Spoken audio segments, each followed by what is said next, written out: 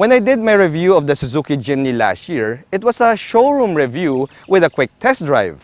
Now, if you want the full specs and features of the Suzuki Jimny, well, you can always watch that video by clicking the link above. However, this time around, since I got to spend a few days with Suzuki's mighty little icon, I will share with you how I feel about the Suzuki Jimny and if it is still my dream baby SUV. Let's do this!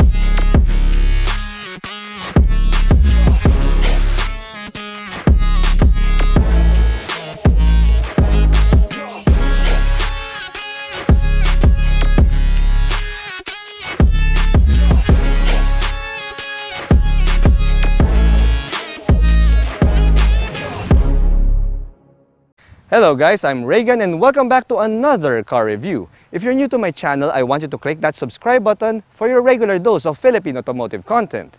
If you're my subscriber already, well, sit back, relax, and enjoy the show. But first, click that like button. Also, special thanks to Suzuki Philippines for providing the Jimny for a few days to do this review. See, here's the thing about the icons of the automotive world. They tend to look fantastic when you see them online or on social media or when you catch glimpses of them on the open road. But then, reality suddenly hits you. You see, they're either too impractical, too small, too quirky, or too expensive, or all of the above, which is what I can say for the Suzuki Jimny right here. You see, for 2022, the Suzuki Jimny just received a massive price increase because this top-spec Suzuki Jimny GLX Automatic now has a retail price of 1,285,000 Philippine pesos. Now, what's disappointing here is that massive price increase doesn't come with any feature upgrades or additional amenities. So yeah, that increase is really more of a supply and demand thing. Now, having said that, guys, does this Suzuki Jimny still hold a place in my heart? Well, stick around if you want to find out. Looks-wise, the Jimny still pulls on my heartstrings. Now, this SUV is still a gorgeous head-turner despite being 4 years out in the market already. Now, you're also seeing more and more Jimnys on the open road ever since Suzuki has shifted the production from their Japanese plant to their plant in India. Now, some of you out there might say that the Japan-made Jimnys are much better than the Indian-made Jimnys. But guys, I am going to stop you right there. You see, there's absolutely zero difference between the Japanese-made Jimnys and the Indian-made Jimnys because the quality control of both plants is practically identical. Now, when it comes to looks, there's also zero differences whether the Jimny is made in India or in Japan because the Suzuki Jimny still has that retro-inspired LED headlight assembly here, plus that overall boxy silhouette that has endeared it to its millions of fans worldwide. Spending a few days with the Suzuki Jimny made me realize just how tiny this vehicle is. Now, coming from a Mazda Miata owner, that, my friends, is already saying a lot. You see, the Jimny is shorter than the Mazda Miata, so that means it's so easy to drive it around tight inner city streets. Now, parking this thing is also no problems at all, which is one of the better advantages of being a small yet tall vehicle, especially in a city like Manila.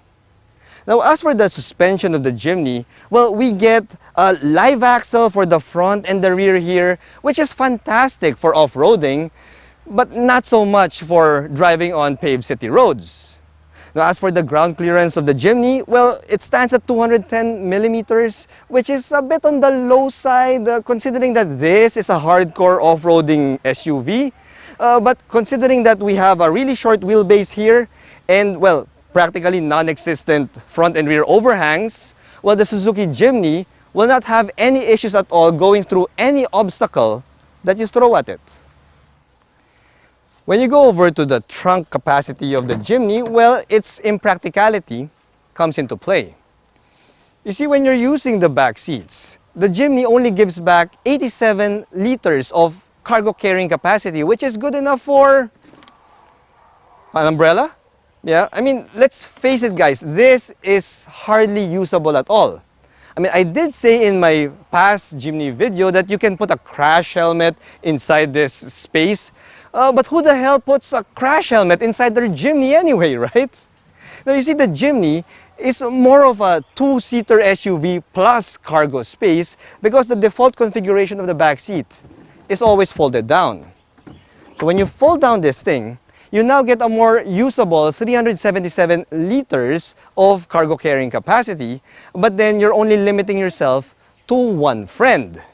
So guys, if you're a Jimny owner and you have more than one friend, well, you do well to install an aftermarket roof-mounted cargo tray so that, yeah, you could still bring two more friends with you whenever you go out off-roading. There are some people who say that the Jimny is underpowered, and with only 100 horsepower on tap, well, it's easy to see why. Now, these people say that the Jimny needs a turbo, or more power, or a turbo. But guys, the Jimny's 4-speed automatic transmission delivers the power where it is needed the most, and that is down low. You see, when you're driving the Jimny around the city, it delivers a smooth and linear acceleration response, and it will be able to keep up with most of the cars out there. However, one thing that kind of disappointed me with this Suzuki Jimny is its fuel consumption. You see, driving it around the city, I was only able to get at most 8 kilometers per liter, and on a highway run coming to this remote location, I was only able to get 16.3 kilometers per liter. Now, those fuel consumption figures are, well, they're decent. Well, if you are driving a large or a mid-size SUV with more power, but guys, this is a tiny SUV, it's a lightweight vehicle, it has a 4-cylinder petrol motor here, so yeah, I'm not really used to seeing those kinds of fuel consumption figures, especially from a Suzuki. When you hop inside the cockpit of the Suzuki Jimny, well, you see that it has all of that retro theme, that retro vibe going on, and it's really cool looking, it's really quirky looking, guys, and it's really eye candy to me until you live with it for a few days.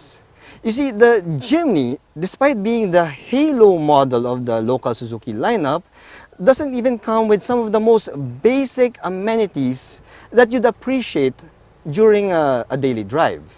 Now, case in point, guys, the Jimny comes with central door locking mechanisms here, but we don't get central door locking button, and we also don't get speed sensing door locks. So you always have to manually lock your doors to keep, the occupants safe inside. Now, I noticed also that we have here a 9-inch touchscreen infotainment system, which has a reverse camera image, but this Jimny doesn't come with Apple CarPlay and Android Auto. Now, if you're daily driving this thing and you're going down a busy highway like EDSA, you run the risk of being apprehended for distracted driving because you're always fiddling on your phone because you don't have that hands-free connectivity that Apple CarPlay and Android Auto can give to you. Now, it's further inflamed by the fact that the cheaper Suzuki Ertiga and the Suzuki Swift both come with Apple CarPlay and Android Auto. But the halo car of Suzuki, the Jimny, doesn't even have that. Now, another thing that I noticed when I drove this thing for a few days now is we don't get any cup holders, guys. Now, I'm quite surprised to see a vehicle made in the 21st century that didn't have any cup holders. You see, when I reviewed the Jimny last year, it had a lone cup holder right here in the center, but since this media unit comes with, I think, an optional center armrest here, which, by the way, isn't even padded, and it kind of creaks. See, listen to that. It kind of creaks when you lean into it.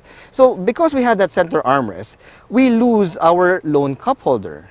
So yeah, I mean, guys, even my own Mazda Miata has 2 cup holders in them, while this Jimny doesn't get that.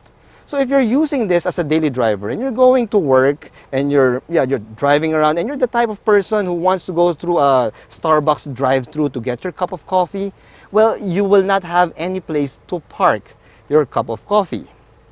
You see, here's the thing that starting to make me feel about this Suzuki Jimny. The Jimny really looks so good. It looks so retro. It's really cool looking. It's just like it's like a supermodel, guys. Like the supermodel that you see walking down the boulevard, and you say to yourself, "Wow, she's so beautiful. She's so hot. She's so sexy. I want to make her my wife." And yes, you made her your wife, and when you take her home, then that's when you realize that this hot and sexy and beautiful supermodel can't really cook. She can't really keep your house clean. I mean, yeah, maybe she's great at sex, just like how the Jimny is great at off-roading, but if you just use the Jimny as a daily driver and you just go around the city and you don't even go on an off-road trail, it's like you have the Suzuki Jimny as your supermodel wife who just can't cook.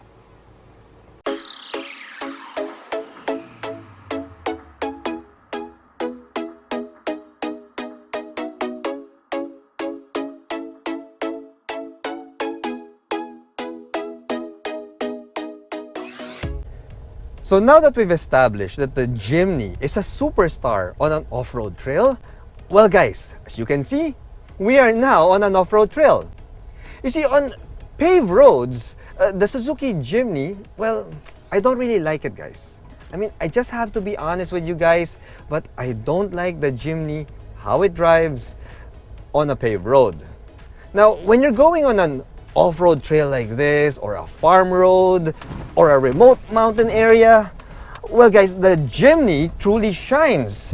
And that's because it's equipped with a live axle suspension that makes it go through all of these terrain and all of these obstacles with ease. The thing is, that same suspension that makes this Suzuki Jimny such a capable mountain goat, well, it's also one of the main reasons why I don't like it on paved roads. You see, on a cement road, the dual live axles of the Suzuki Jimny means that this thing will be hopping all around. You'd be going left and right, up and down, AB, select, start. I mean, it's hardly refined, guys. And if you're going to drive the Suzuki Jimny on a regular basis, on a daily basis, well, it can get a little bit tiring.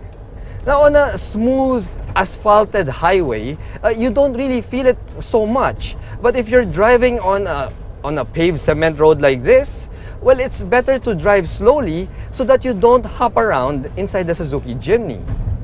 On the highway, the Jimny is also a slow drive.